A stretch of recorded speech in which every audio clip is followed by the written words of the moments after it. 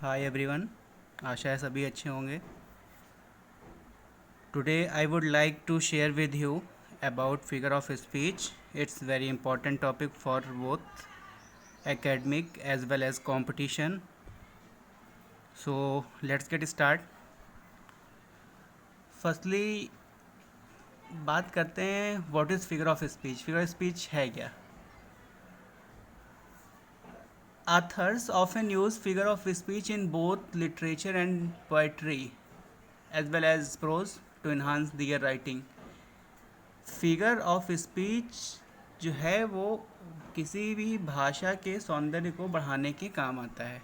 अगर हम एक एग्जाम्पल की तरह देखें, जैसे किसी स्त्री की साज सज्जा और उसके सौंदर्य में आभूषणों का बड़ा रोल होता है, वैसे ही किसी भी लैंग्वेज के लिए फिगर ऑफ स्पीच एक तरह से ऑर्नामेंट्स का काम करते हैं. ये एक ऐसे आइटम्स होते हैं जो हमारी भाषा की सुंदरता को बढ़ाते हैं. They communicate ideas that go beyond the words usual literal meanings. हम अब बात करेंगे कि फिगर ऑफ स्पीच जो अक्सर जहाँ से क्वेश्चंस आते हैं कि फिगर ऑफ स्पीच कौन सा पोर्शन है जो हमारे एग्ज़ाम में पूछा जाता है. इसमें वन सेंटेंस एग्ज़ाम भी आते हैं. Figure of speech find out करना होता है कि आपको दो वर्ड्स दे दिए गए, प्रिटी अगली या life is like a dream, the word is a stage. इस तरह से सेंटेंस आएंगे या टू वर्ड्स आएंगे जिसमें आपको फाइंड आउट करना रहता है कि कौन सा फिगर ऑफ स्पीच है. तो हम इस आंसर को पकड़ने के लिए हमें पहले ये समझना होगा कि फिगर ऑफ स्पीच होते कितने हैं और ऐसी कौन सी आइडेंटिटी होती है कि जिन टर्म्स को अगर हम पकड़ लें तो हम इजीली पहचान जाएंगे कि कौन सा फिगर ऑफ स्पीच इस सेंटेंस में या इस टर्म में होगा. तो बेसिकली हम जिन फिगर ऑफ स्पीच पे यहाँ चर्चा करेंगे वो 7 हैं. होते और भी हैं, लेकिन हम जो मेन फिगर ऑफ स्पीच हैं उनके बारे में भी बात करेंगे, जिसमें पहला है सिमली, दूसरा मेटाफर, तीसरा पर्सिफिकेशन, चौथा अपोस्ट्रॉफी, पांचवा हाइपरबल, छठा ऑक्सीमोरन, पांचवा मोटाफिया.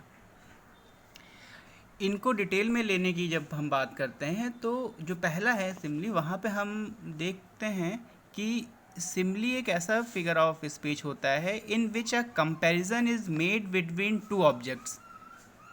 दोनों ऑब्जेक्ट डिफरेंट कैटेगरी के होते हैं, comparing two unlike things using as like और सो. हम दो डिफरेंट ऑब्जेक्ट के बीच एज लाइक और सो इन 3 वर्ड्स का यूज़ करते हुए उनके बीच कंपैरिजन करते हैं. जैसे life is like a ice cream या life is like a dream.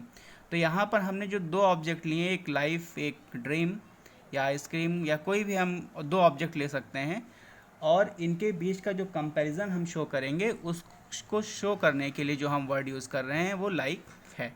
तो इस तरह से हम समझ पा रहे हैं कि सिमली एक ऐसा फिगर ऑफ स्पीच है जहाँ पर हम दो ऐसी चीज़ों के बीच तुलना करते हैं जो सिर्फ या कम से कम एक स्टेप पर एक दूसरे समानता रखते हों. एटलीस्ट एक जगह पर वो एक दूसरे पर एटलीस्ट वन पॉइंट जो है उनका कॉमन होना चाहिए.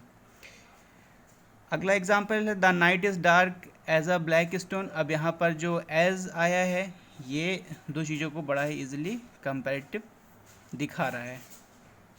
और भी एग्जाम्पल्स हो के हो सकते हैं. How far that little candle throws his beams so shines a good deed in a naughty world. अगली टर्म पे हम जाएंगे तो दूसरा फिगर ऑफ स्पीच आता है मेटाफर. जब हम मेटाफर की बात करते हैं तो मेटाफर भी सिमली की तरह ही होता है, लेकिन इसमें एक जो माइनर डिफरेंस होता है और सिर्फ वही एक पॉइंट ऐसा है जिससे हम ये दोनों के बीच कंपैरिजन कर पाते हैं.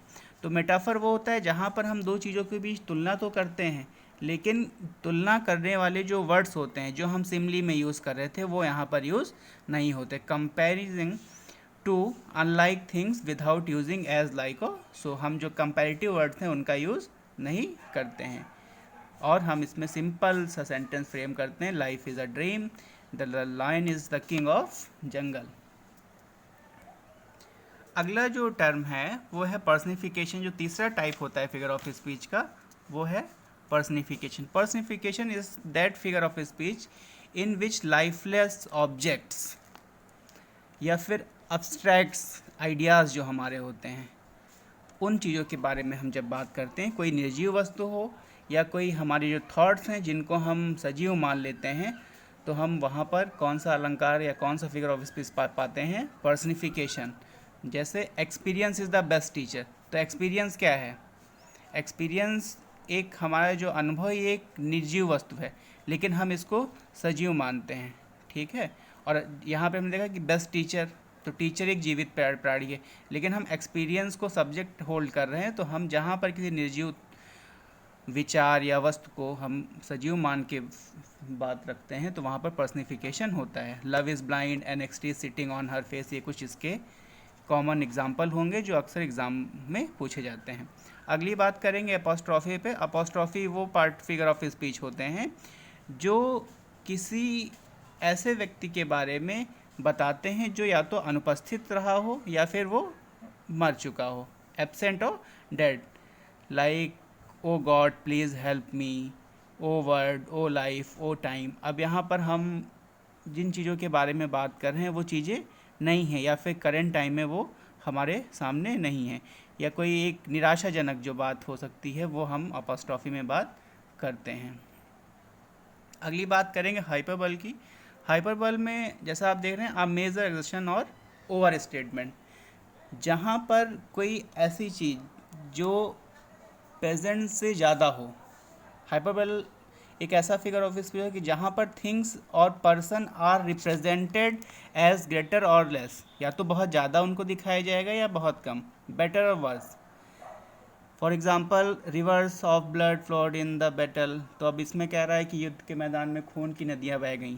तो ये हम अपनी बात को बहुत ही अलंकारिक भाव में प्रेजेंट करते हैं, ताकि वो बहुत ही प्रभाव, जैसा कि बताया गया पहले ही कि भाषा के सौंदर्य को, भाषा को बहुत ही इफ़ेक्टिव बनाने के लिए हम फिगर ऑफ स्पीच का यूज़ करते हैं, ताकि वो जो ऑडियंस है उसको इफ़ेक्ट डाल सके, उसको अट्रैक्ट कर सके। तो हाइपरबल वो है जहाँ पर हम किसी चीज़ को बहुत ही, किसी चीज़ को या किसी विचार को या किसी बात को या तो बहुत बढ़ा के दिखाते हैं या बहुत घटा के। अगली बात करेंगे ऑक्सीमोरॉन की। तो ऑक्सीमोरॉन वो फिगर ऑफ स्पीच है जहाँ पर दो डिफरेंट या अपोजिट टर्म एक साथ दिए जाएं, या दो विरोधी विचार जब एक साथ व्यक्त किए जाते हैं, in which two opposite ideas are put togethers, तो वो क्या होगा? ऑक्सीमोरॉन। फॉर एग्जाम्पल कि एक बिटर हो गया, एक स्वीट हो गया, है ना। लव इज़ बिटर स्वीट, तो यहाँ पर प्रेम के दो गुण बताए गए हैं, बिटर स्वीट। तो दोनों अपोजिट वर्ड हैं, लेकिन वो एक साथ दिखाए गए हैं और दोनों के अलग अलग एस्पेक्ट होते हैं। तो जिस तरह के वाक्यों में दो अपोजिट वर्ड एक साथ चलते हैं, तो वहाँ पर हम ऑक्सीमोरॉन, विरोधाभास अलंकार देखते हैं। This is an open secret, he is ideally busy these days, this is an open secret, है ना। अ प्लीजिंग पेन ऑफ लव। तो इस तरह के जो एग्जाम्पल होंगे जहाँ पर एक ही वाक्य में दो अपोजिट वर्ड्स आए रहते हैं, वो क्या होंगे? विरोधाभासी अलंकार या ऑक्सीमोरॉन। अगला है ओनोमटोपोइया।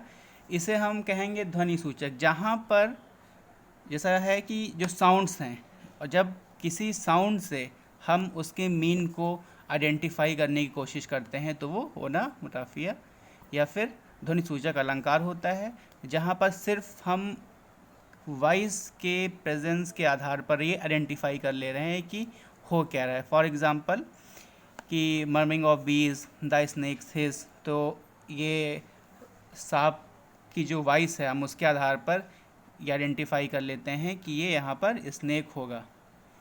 अ क्रोक्रॉज, ठीक है, अ कैट म्यू। तो इस तरह की जो वॉइस होती हैं हम उनके आधार पर आइडेंटिफाई कर लेते हैं। डॉग की बार्किंग के आधार पर हम आइडेंटिफाई कर लेते हैं कि ये कौन सा एक्शन हो रहा है या कौन सा।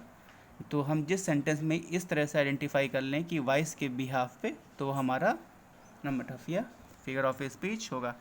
आई होप एक शॉर्ट वीडियो और बहुत ही लिटरल मीनिंग के साथ आपको बताया गया है। कोई डाउट्स हैं तो आप बाद में पूछ सकते हैं कमेंट्स में या फिर अलग से।